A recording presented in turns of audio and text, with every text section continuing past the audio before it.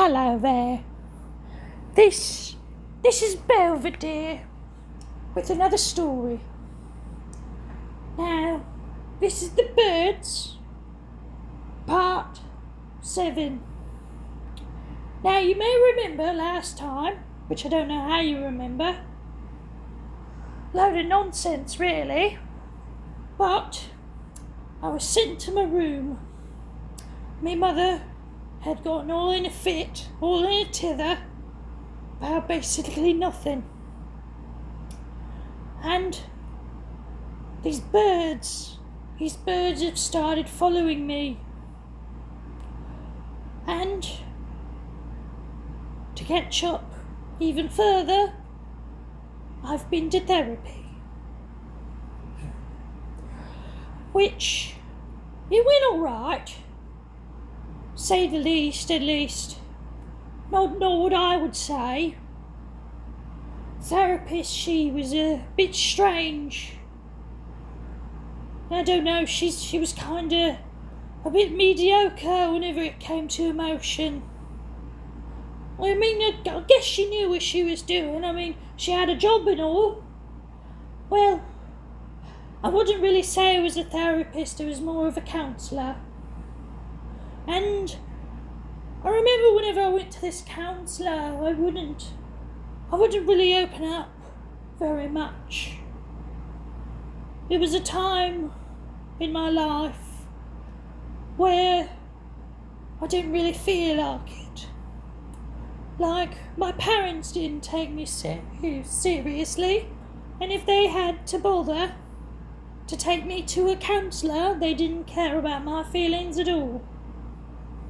And it almost seemed like darkness was following me. Everywhere I go, everywhere I went. I remember I put a mask on, so I get through the day. But that's neither here nor there. Now, this counsellor, she would often talk about how my day's gone, about how I'm doing. Now, I'd lie to her. I would. Because I didn't think she'd take me seriously. I didn't think anyone would. But to be honest, something was telling me, in the back of my mind, to tell her about this stuff. And so I do. And I tell her about the birds, I tell her about my father. And she laughs. She's like, that's a load of nonsense. That's a load of nonsense. And so there it was. I knew no one would take me seriously. So, it went on. But, when I got back to school, nothing had changed. Everyone there thought I was insane. The teachers, the students, they'd all give me these weird looks. And, honestly, I don't blame them. I don't. But it seemed like every time I'd sit down at my desk, there'd be a bird. There'd be something distracting me from what I was actually doing. I couldn't focus on my work. Couldn't focus on anything. It was all just one big nightmare. But I kept repeating to myself, just make it through the day. Make it through the day. So that's what I did. Till one fateful afternoon, I was a bit fed up. One of the students was being mean and talking about me behind my back. And I had caught her in the act. And as we were walking to the door to go to our classroom, I heard her say, "Ooh, That kid's a bit weird. Stay away from her. Stay away from her. She thinks birds is following her. She's mad, that one. She's mad. So, I'm staggering a bit. I don't walk into the door. I almost feel like screaming.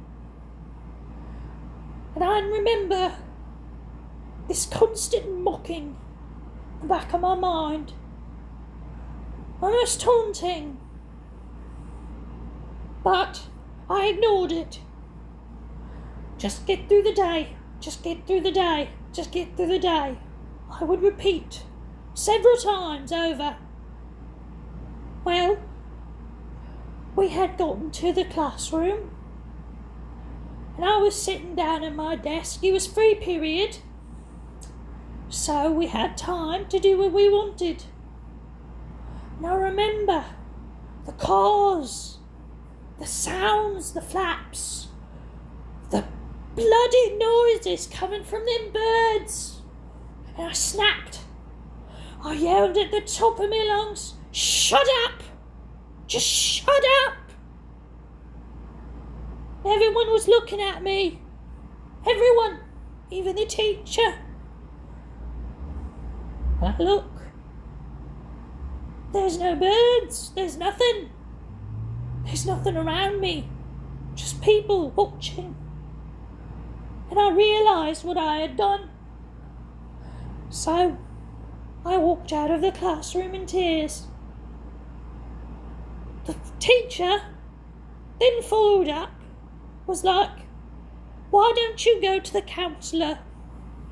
And I was like, "Oh, bloody hell, not this again." So I decided to. This counsellor was actually really nice. She seemed to have her head firmly straightened, firmly on. She knew exactly what I needed to hear. It was almost spooky. I tell her about the birds, I tell her about the voices. And she says, "Why don't you talk to your parents about it?" Well, parent, apologies, I didn't know about your father. And well, again, there was this mocking tone of voice in the back of my mind. But I decided to pick up courage. I was like, they won't listen. They won't ever listen. They don't. And she's like, "Well, that's absurd. I would surely think your parents are good people. I've met them."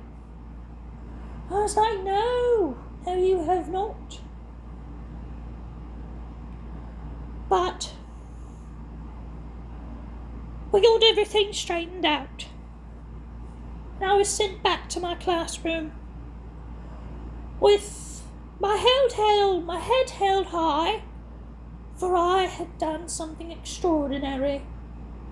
I had stood up for myself.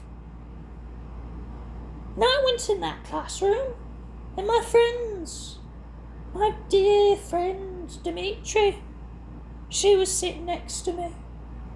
And she's like, "Are you all right?" I was like, no, I'm not. But unfortunately, that is the end of this story. Hope you liked it.